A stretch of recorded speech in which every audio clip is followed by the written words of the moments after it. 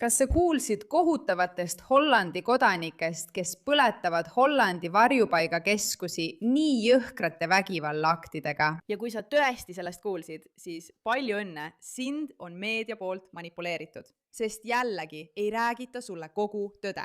Need videod on viimasel ajal nii viraalseks läinud. Olgu kaadrid Hollandi meeleavaldajatest, kes süütavad uue varjupaigakeskuse Ludetrechti linnas, takistades samal ajal tuletõrjujaid piirkonda jõudmast. Oh, ei kui kohutav. Hei!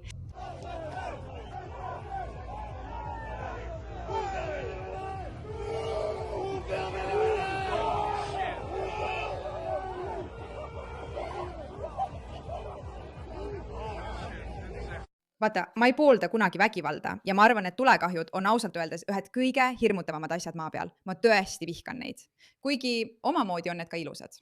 Aga me peame välja selgitama, mis siin loos tegelikult toimub, sest asi on palju hullem, kui sulle räägitakse.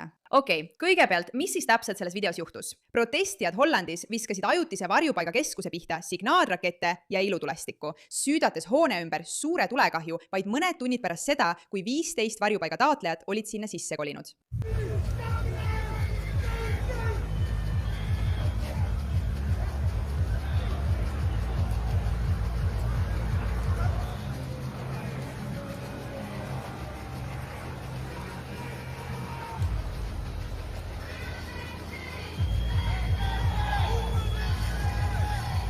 Alguses, kui sa seda lugu kuuled, mõtled sa, oh jumal, need inimesed üritavad neid varjupaiga taotlejaid kahjustada. Loodan, et nad jäid ellu. Loodan, et kõik on korras. Mis toimub nende kohutavate inimestega? Aga siin on kontekst, millest nad loomulikult selle juhtumi puhul ei räägi. Kuulame nüüd, mida Eva selle kohta ütleb. Muide, Eva on tuntud selle poolest, et tal on keelatud Ühendkuningriiki siseneda, kuna ta räägib avalikult immigratsioonist. Taustaks. Valitsus otsustas rajada uue varjupaigakeskuse ilma, et oleks kohalikega eelnevalt üldse konsulteerinud. Selle peale protestisid kohalikud rahumeelselt, kuid neid tervitasid kohe suured politseijõud. Noori lapsi peksti nuiadega ning mures kodanikke on meedia juba nädalaid tembeldanud paremäärmuslasteks. Mind ennast on korduvalt üleriigilises televisioonis nimetatud julgeolekuohuks lihtsalt sellepärast, et ma kord sellest säutsusin. Ja mis kõige hullem, valitsus loomulikult ei kuulanud kohalike kaebusi üldse ning jätkas ikkagi oma plaanidega.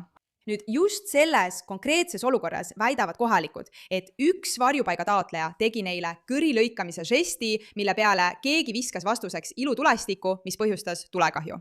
Kas on selge? Tüüpiline, klassikaline, täpselt see, mida võikski oodata. Aga politsei vägivald nende inimeste vastu, kes alguses rahumeelselt protestisid, on sõna otseses mõttes hullumeelne. Nüüd liigume raha säästmiselt Hollandi päästmisele, sest sa pead seda sisu ise nägema, et uskuda, et see on päriselt tõsi. Mõnikord ma lihtsalt ei suuda sellest aru saada. Õõvastav, vastik. Vaatame. Kas meil on pilt sellest? Seda meest rünnati koeraga ja teda peksti korralikult.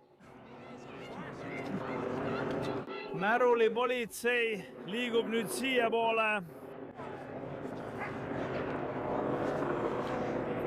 Politsei arvab, et nüüd on küllalt.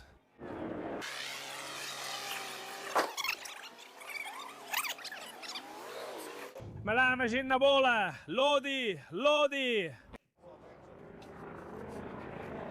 Ma tahan lihtsalt korraks selgeks teha. Vaata, ma olen täiesti vägivalla vastu.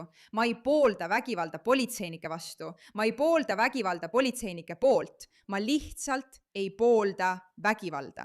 Aga, mu jumal, aga see toimub Hollandis ja nad jätavad mulje. Vaata seda.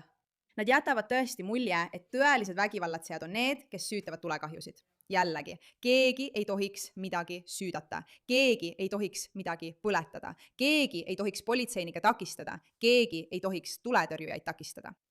Aga kui sa harjud sellise vägivallaga, siis hakkad sa lihtsalt nägema, kui uskumatult silmakirjalik see kõik on. See on ka hullumeelne. See on naine omaenda aias ja politsei otsustab ta nina murda. Lodi! Doe eens normaal, man. Hey, doe eens normaal. Dank je wel. Näed, kui sa harjud ära, kui sa lihtsalt harjud ühiskonnaga, mis ütleb, et kui sa ei nõustu meiega poliitiliselt, siis võid kasutada vägivalda, siis on sul tõsine probleem. Ja seda me näeme ikka ja jälle. Aga samas näed sa ka, kuidas meedia räägib sulle midagi täiesti muud. Inimesed ei taha varjupaiga taotlejaid. Nad lihtsalt ei taha neid oma linnadesse, sest nad on probleemsed, kahjulikud ja ohtlikud. Aga kui nad julgevad midagi öelda, arreteeritakse nad, neid pekstakse, vaigistatakse, neil ei lubata midagi öelda. Ja see tekitabki rahutusi. Ma ei poolda seda, et inimesed lähevad tänavatele mässama ja asju põletama. Ma lihtsalt ei usu, et see on õige viis. Aga samal ajal, kui politsei ei luba kellelgi midagi öelda ega esile astuda, muutuvad inimesed lõpuks frustreerituks. Ja nii see juhtubki. Kõik saavad vihaseks. Kogu see asi oleks lahendatud. Kui politsei lubaks inimestel protestida migrantide keskuste vastu või veel parem, kui valitsused küsiksid teatud piirkondade inimestelt, kas nad on nõus, et varjupaiga taotlejad nende piirkondades elavad. Ja kui vastus sellele oleks jah, nagu demokraatias võiks oodata, siis olekski hästi. Aga kui vastus oleks ei ja valitsus austaks seda, siis me lihtsalt ei olekski sellises olukorras, eks ole? Ossa pues. Ma mõtlen, kas asjad lähevad veel hullemaks. Aitäh, et selle tähelepanu pöörasite.